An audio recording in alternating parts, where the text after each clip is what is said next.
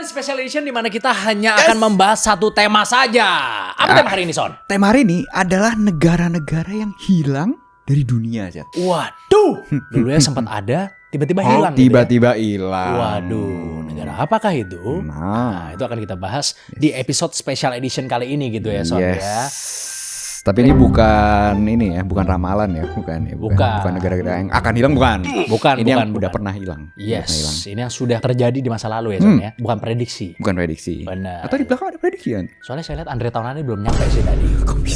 Kok bisa? Kan prediksi kan? Oi! Dan kebetulan Pak Dharma Pongrekun belum nyampe ke sini gitu. Jadi belum ada prediksi-prediksi ya Dharma Pongrekun. Belum ada prediksi-prediksi yang bisa kita sampaikan. Jadi kali ini yang sudah pernah hilang aja ya, Son ya. Jadi langsung aja selamat datang di Special Edition terbaru dari Di Atas 12.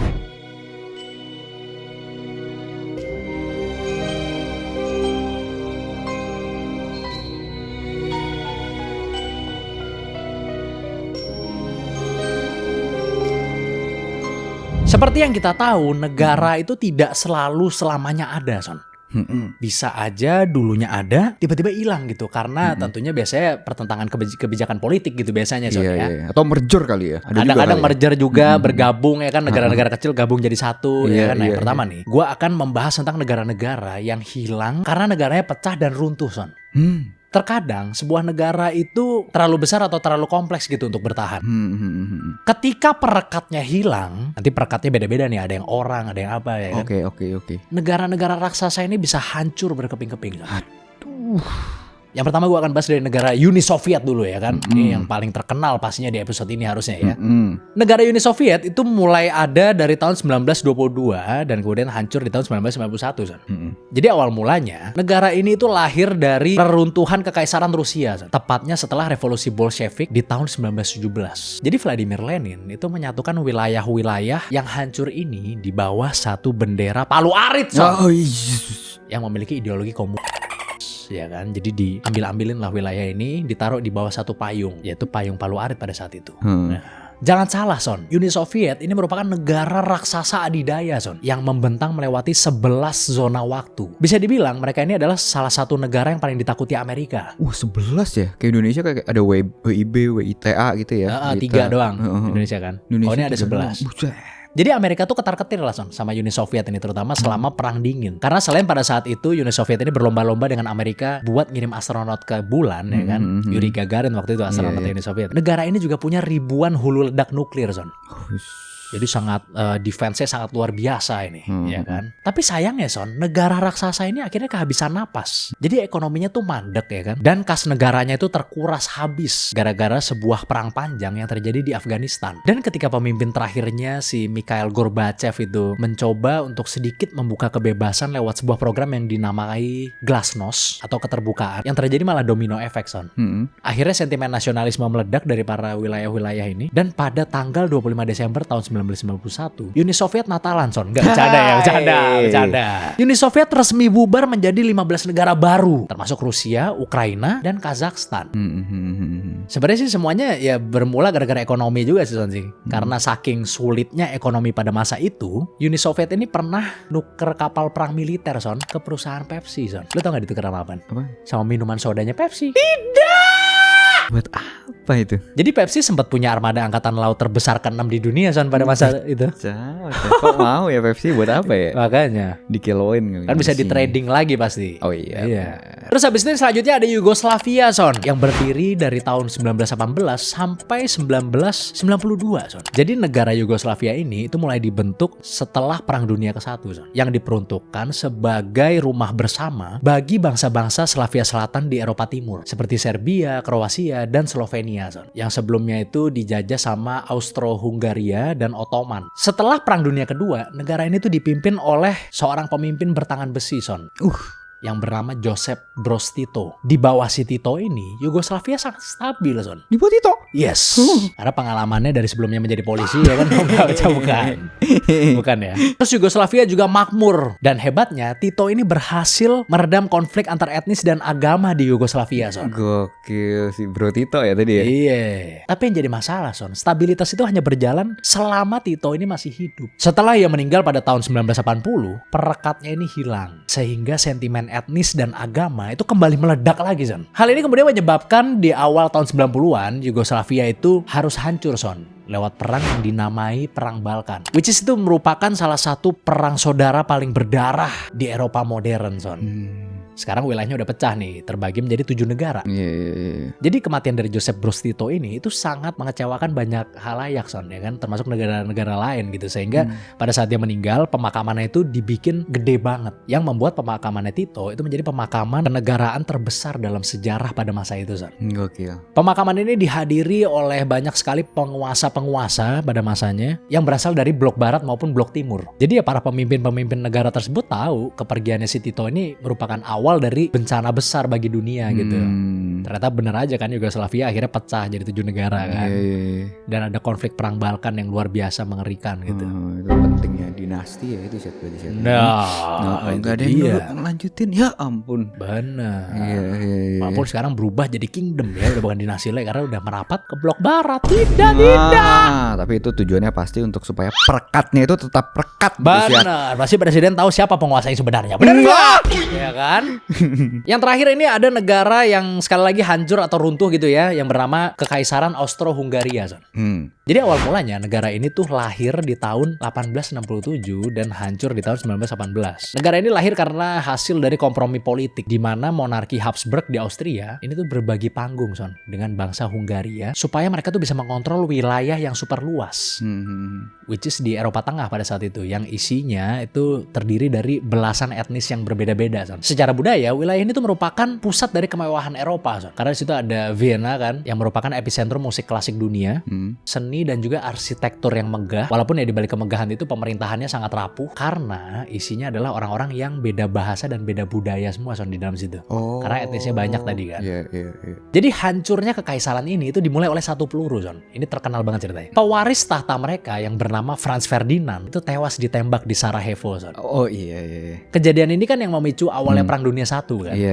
Nah, karena mereka berada di pihak yang kalah, akhirnya kekaisaran ini dibubarkan paksa, Son, oleh para pemenang perang dan dipecah menjadi Austria, Hungaria, Cekoslovakia dan lainnya. Dan lu tau gak, Son? Karena militernya ini tuh terdiri dari belasan etnis, komandan dari tentara Austro-Hungaria itu sangat-sangat kacau, Son. Lu tau gak alasannya, Pan? Kenapa? Karena para perwira harus memberikan perintah dasar dalam 11 bahasa berbeda agar pasukannya paham, Son. Dia tuh harus nembak apa harus mundur.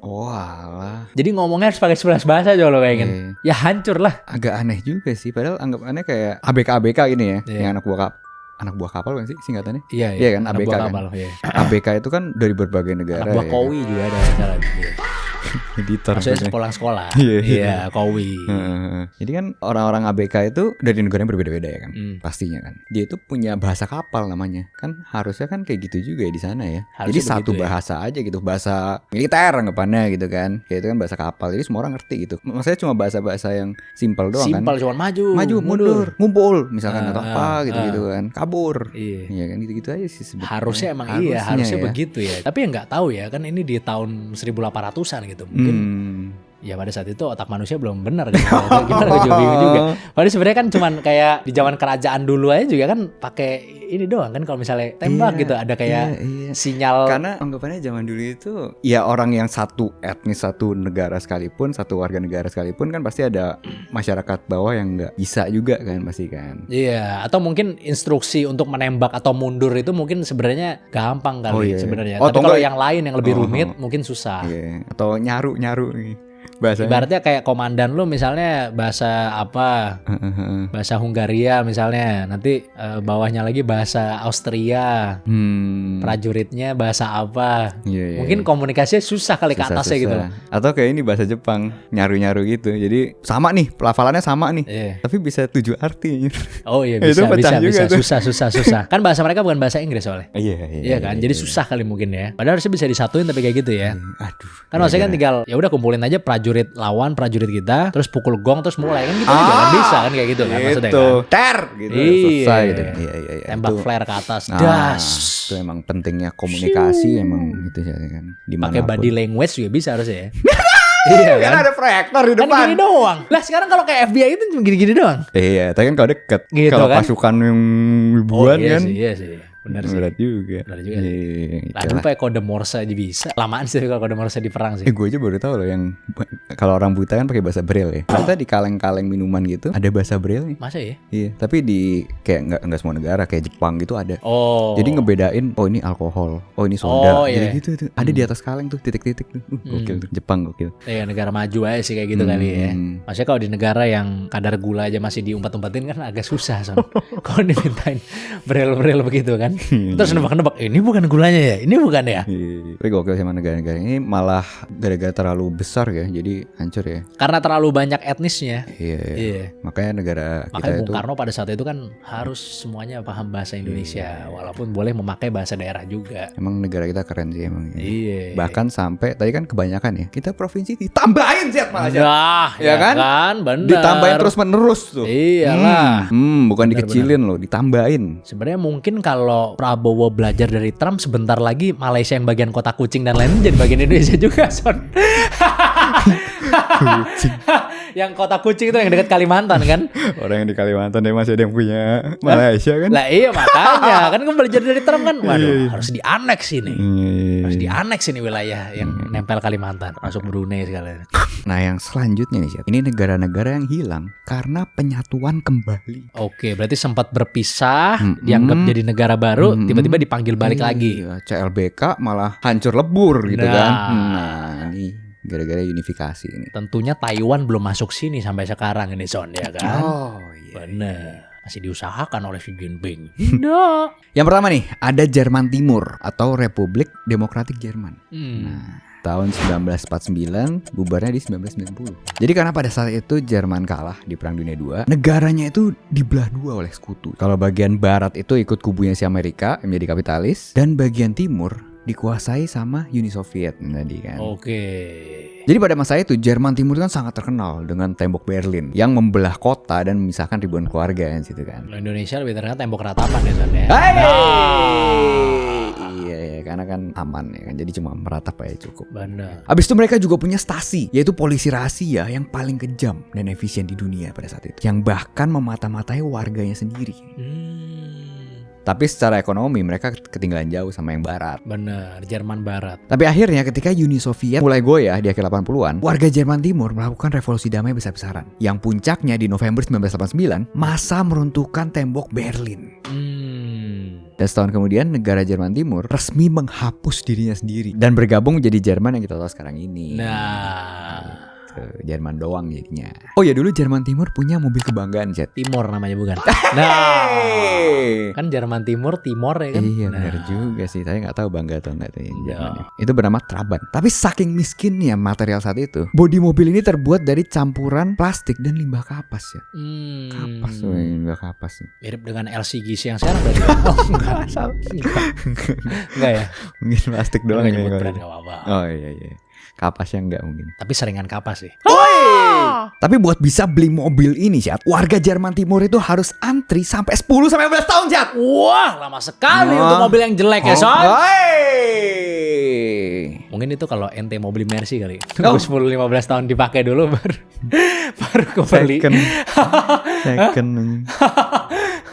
Yang selanjutnya nih, ada Vietnam Selatan. Oke. Yang berawal dari tahun 1955 dan berakhir di tahun 1975. 20 tahun aja berarti ya. 20 tahun doang. Jadi setelah penjajah Prancis itu cabut ya, Vietnam itu dibelah dua. Yang utara itu dikuasain sama pihak komunis, sedangkan kalau selatan itu didirikan sebagai negara anti komunis dengan backingan penuh dari Amerika Serikat. Oke, selalu Amerika pas itu. Kayak tadi sebenarnya yang Afghanistan itu, yang perang Afghanistan kan juga itu kan backingan Amerika kan. Iya, mereka dilatih terus kan. Iya. Dilatih sama Amerika buat perang biar Afghanistan yang maju. Karena seperti yang kita tahu kan, negara ini jadi panggung utama tuh pada saat perang dingin ya kan. Amerika sampai menggelontorkan miliaran dolar dan mengirim jutaan tentaranya ke sana sih. Amerika bilangnya ini apa, perang melawan Vietcong bilangnya. Iya.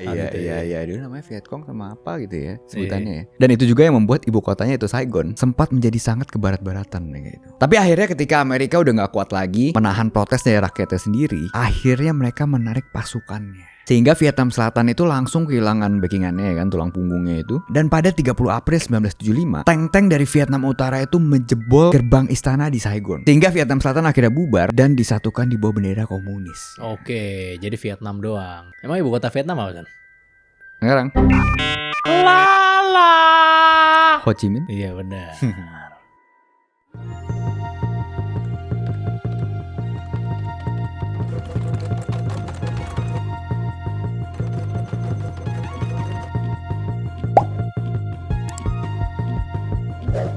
Ho Chi Minh. Iya benar. Ho Chi Minh. Iya benar. Terus lu tau gak sih pas kejatuhan Saigon pada saat itu, evakuasinya menggunakan helikopter tuh kacau banget, Chat. Militer US harus sampai mendorong puluhan helikopter utuh senilai jutaan dolar ke laut dari atas kapal induk supaya helikopter lain bisa mendarat. Yang selanjutnya ada Republik Texas. Itu dari tahun 1836 sampai 1845. Ini sebentar banget nih. Waktu sebelum jadi negara bagiannya US, wilayah Texas tuh dulunya punya Meksiko, Chat. Tapi penduduk asal Amerika yang tinggal di sana muak dengan aturan pemerintah Meksiko. Sehingga mereka memberontak dan berhasil merdeka setelah pertempuran yang heroik. Jadi ternyata Texas itu pernah merdeka ya, jadi negara sendiri ya ternyata ya. Iya, selama 9 tahun itu nih. Bahkan mereka punya presiden sendiri, Chat. Yang bernama Sam Houston. Sama seperti Depok berarti ya. Dan mereka juga punya angkatan senjata sendiri. Bahkan diakui sebagai negara sah oleh Prancis dan Inggris. Tapi masalah utamanya satu, Chat. Mereka bangkrut. Kok bisa? Jadi sempat kas negaranya tuh kosong melompong dan mereka terus-menerus diancam akan diserang lagi oleh Meksiko. Akhirnya Texas tuh memilih jalan yang aman. Mereka membuarkan diri secara sukarela dan setuju menjadi negara bagian US pada saat itu. Tapi yang gokil nih, selama mereka merdeka itu, mereka sampai punya mata uangnya sendiri yang disebut Texas Redbacks namanya. Tapi saking hancurnya inflasi mereka pada saat itu, uang kertasnya nyaris tidak ada nilainya sama sekali sih. Pantesan di Texas banyak rednecks gitu ya. Ternyata mata uangnya redbacks gitu ya. Redback ya, bisa juga. Aneh juga namanya Texas Redbacks sih. Yang selanjutnya ini gue akan menceritakan tentang negara-negara yang bubar tapi damai gitu bubarnya. Oh kok bisa? Emang bisa? Bisa lah. Bisa. Ya kita jalani masing-masing aja kan udah sama-sama dewasa. Iya. Jadi tadi CLBK udah, ya kan. Terus tadi yang pertama tadi diselingkuhin. Enggak. Runtuh tadi. Runtuh. Emang gak cocok aja ya. Gak cocok. Yang satu ya doang yang merasa gak cocok, makanya runtuh yang satu ya. Gitu ya.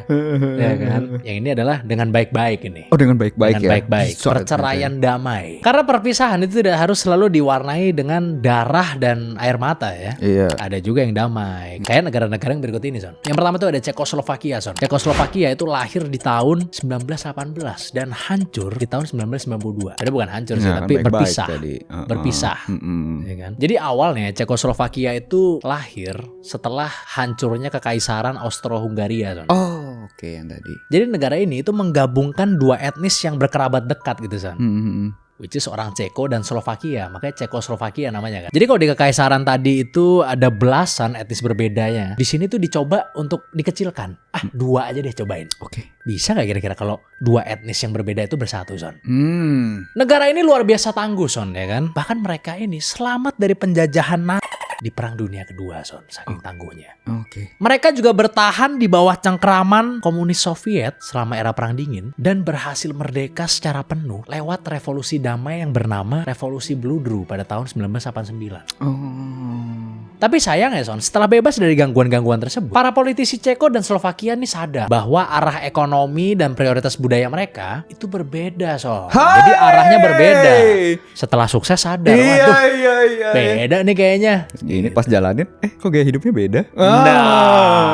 Jadi alih-alih mereka berperang satu sama lain kayak tetangganya si Yugoslavia, mereka lebih milih buat duduk bareng dan sepakat untuk berpisah. Dewasa sekali ya. Hingga akhirnya pada tanggal 1 Januari tahun 1993, Cekoslovakia resmi pecah, Son, menjadi Ceko dan Slovakia. Oke. Jadi proses perpisahan ini saking damainya itu sampai dijuluki cerai bludru, Son, atau velvet divorce. Maksudnya gono gini atau ada pembagiannya juga nih. Makanya kan mereka tuh membagi aset negara, militer, bahkan properti kedubes di luar negeri itu dibagi juga sama mereka gitu. Oke. Tapi semuanya secara matematis gitu dengan rasio 2:1. Kenapa 2:1? Ini murni karena berdasarkan jumlah populasi di masing-masing negara tersebut, Son. Ada satu negara yang populasinya lebih gede daripada satunya gitu. Sehingga mereka mengambil aset lebih banyak 2:1. Jadi semua proses kalkulasinya dan pembagiannya itu dijalani dengan damai, Son. Gak ada perang-perang, gak ada ngotot-ngototan. Ini kan punya saya. Itu gak ada seperti itu, Son. Cekoslovakia ya gue. Iya. Gue jadi inget tuh video apa? Gue liat di TikTok videonya Biden gitu kan, Joe Biden. Jadi kan kalau ngomong kan suka ngawur-ngawur gitu kan. Ya. Jadi sampai orang ngepetain gitu. Jadi kalau si Biden nyebut negara gitu kan suka ngawur-ngawur dia itu. Dibikin animasi geografinya nih. Tapi dari omongannya Biden anjing ngakak banget sih gue. Ada dia sebut Cekoslovakia juga. Oh ada disebut. Padahal udah gak ada ya negara sekarang ya. Iya. Presidennya bisa begitu ya. begitulah. Jadi itu salah satu negara yang berpisah secara damai. Nah yang selanjutnya nih Sony, gue bakal cerita tentang negara yang hilang karena diakuisisi atau ditaklukkan atau karena penjajahan, Son. Oh iya. Ya kan? Yang pertama ada sebuah kerajaan yang bernama Kerajaan Champa, Son. Kerajaan ini itu lahir dari abad kedua dan bertahan sampai tahun 1832, Son. Lama sekali jadinya. Jadi Kerajaan Champa ini itu merupakan kerajaan pesisir maritim yang bercorak Hindu-Buddha yang ujung-ujungnya jadi Islam. Jadi kerajaan ini tuh berdiri di wilayah yang sekarang itu merupakan bagian tengah dan selatannya Vietnam, Son. Oh. Iya. Jadi di zaman dahulu kala, Kerajaan Champa ini adalah merupakan kerajaan yang sangat ditakuti di laut, Son. Oh. Jadi dianggap sama orang-orang itu sebagai penguasa lautan. Iya. Ini apa namanya? Kalau Kidul, bukan. Ini apa? Lord of Seven Seas. Tanker Exxon, tidak. Bang Jok.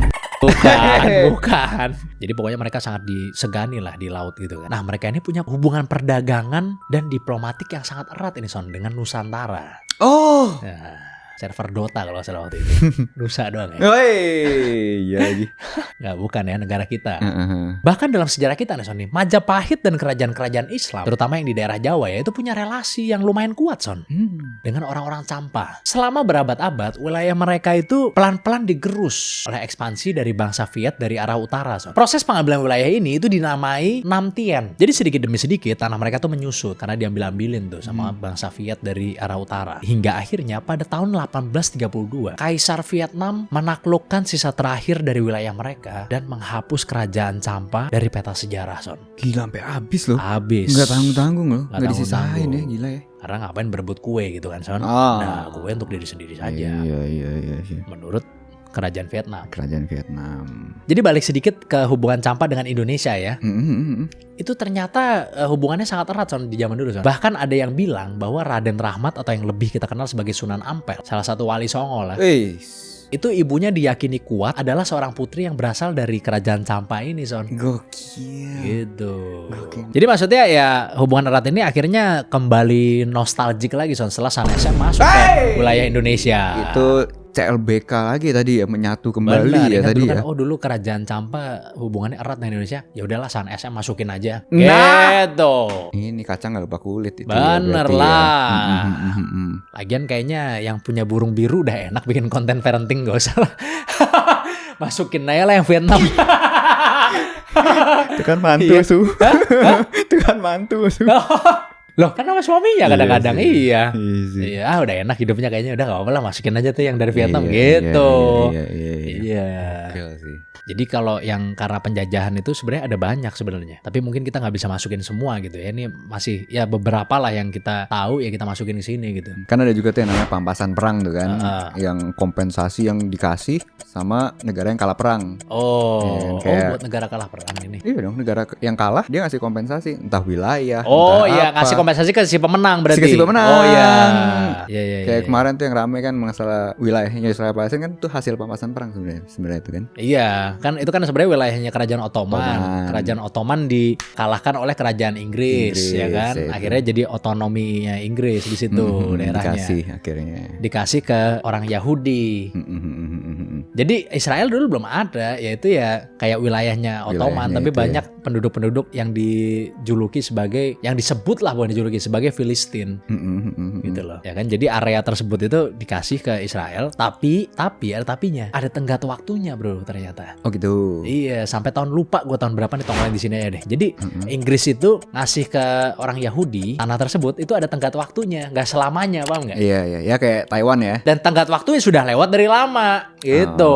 Ya kayak Taiwan juga sudah lewat ya. Iya, kayak Taiwan juga. Tapi kalau Taiwan kan beda. Taiwan tuh bukan dikasih daerah. Taiwan memang daerahnya di situ.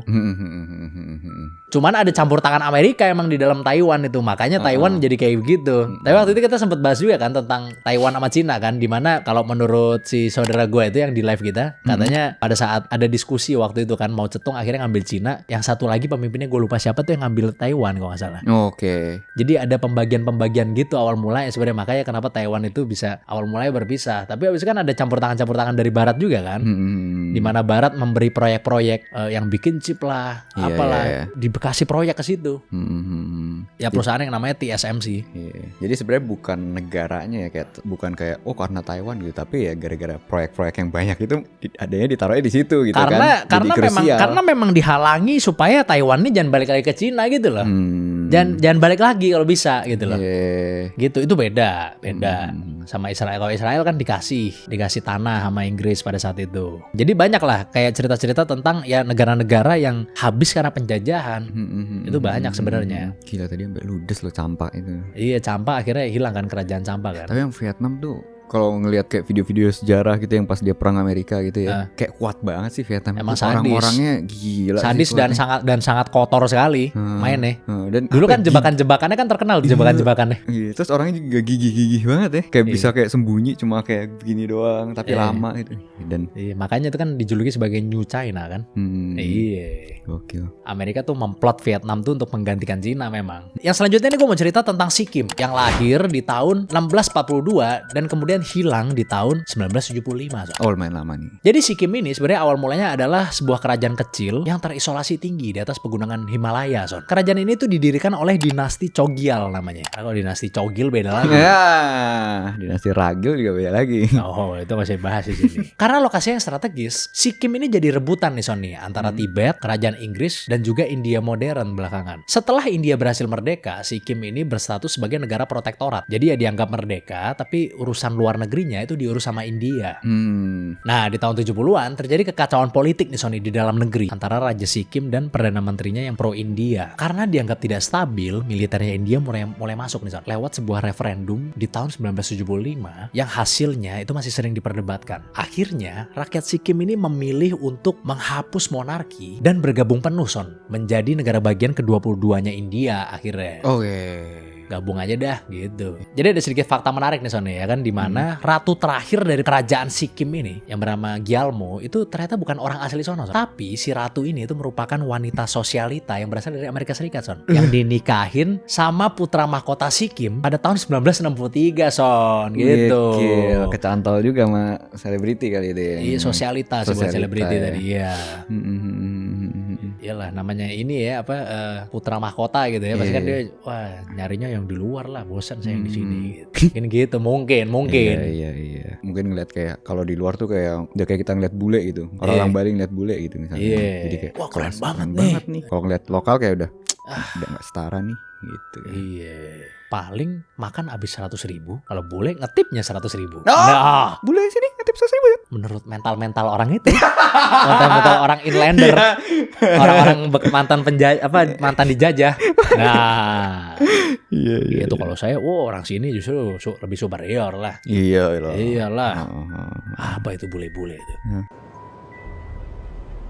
Ya kawin sama bule gue. Ntar diklip sama orang-orang, apa itu bule-bule? Dar kawin sama bule gue.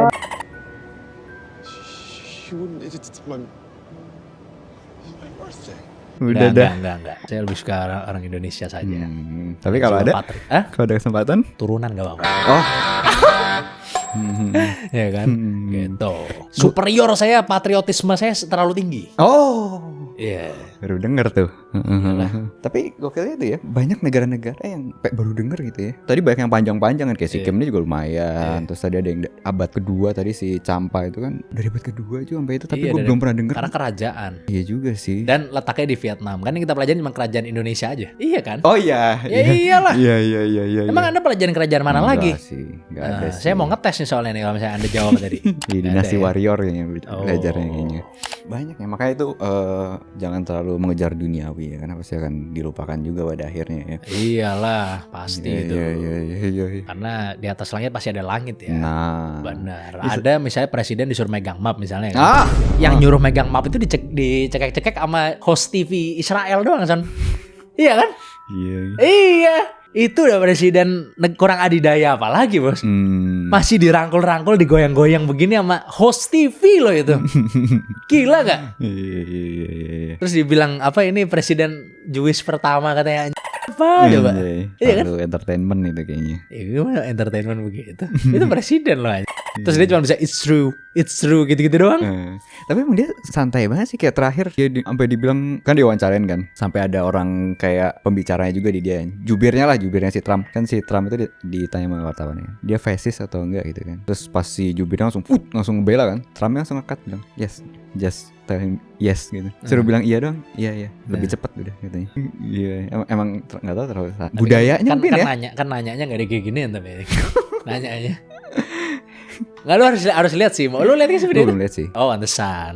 Lu lihat mukanya makanya. Kayak gini. It's true gitu-gitu. Nggak kayak biasanya, Cok. Itu cuma nama host TV doang loh. Kalau nggak salah host TV deh. Pokoknya kayak jurnalis gitulah. Maksudnya bukan sama Netanyahu gitu. Enggak. Iya. Tapi dia udah begitu. Gila, di atas langit ada langit berarti ya, gue bilang gitu. Bangke sih. Selalu ada langit ya. Lu udah jadi presiden sekarang masih ada langit loh di atas. Gila ya anjing. Emang gila sih. Iya kan? Beda sama di sini kan. Kalau di sini kan, kamu dulu satu SD sama saya kan, dirangkul gitu, beda kok di sini. Oh iya. Kan, biasa sekali kan. Benar. Walaupun kalah ya, jadi percuma ingat juga kan. Iya, percuma mau diingat-ingat juga. Gitu. Iya, langsung tahu lah. Iya, sayangnya kalah, percuma dah ingat ya kan. Gak usah diingat dah. Iya begitu. Oke deh kalau gitu, terima kasih banyak teman-teman ya udah nonton special edition kita kali ini ya kan. Mudah-mudahan kalian suka. Tulis di komen ya kira-kira kalian ingin topik apa lagi yang untuk special edition yang selanjutnya, dimana kita hanya akan membahas satu tema saja di dalam satu video. Oke? Jangan lupa selalu komen, like, dan subscribe video kita. Jangan lupa juga join member dan Discord, link di deskripsi semua. Yes, sampai jumpa di special edition selanjutnya dari Di Atas 12.